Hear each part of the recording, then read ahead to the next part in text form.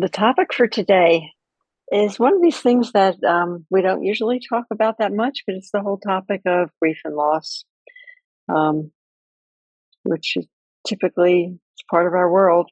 You may or may not feel grief things on an everyday basis. I don't feel it so much on an everyday basis in my life.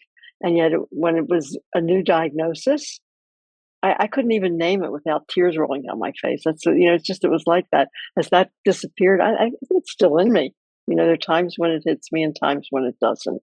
And that may or may not be true for you. But what I'm talking to you right now, I can't quite connect with it. I know it's there, but I don't quite have an immediate connection with it.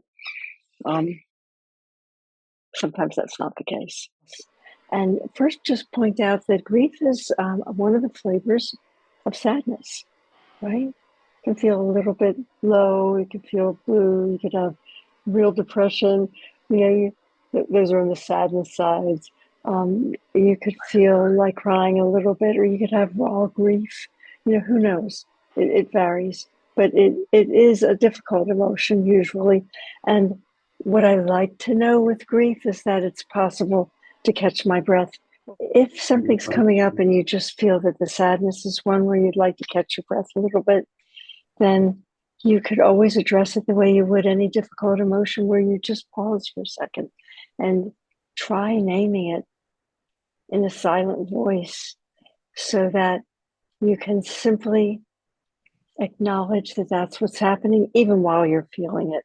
It could sound something like, "Oh, I get it. This is grief." It's all you're doing is acknowledging it to yourself silently. You're not making a big announcement to the world. And when you do that, that provides a little bit of cognitive perspective.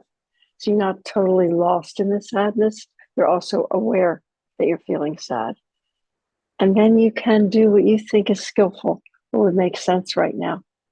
Again, it's going to vary for some people sometimes. What's really helpful is a good cry. There's nothing wrong with that. Or it's talking with a friend if you like to do that. And that's not right for everyone, but it might be right for you. It might be taking a walk on the beach or just outside. It could be doing soften, soothe, allow. That practice can be helpful in just softening around the stuck feeling of not being able to get out of the difficult emotion. The scientists who study emotions have found emotions come in waves. And I think waves of grief are the ones that most of us have some familiarity with.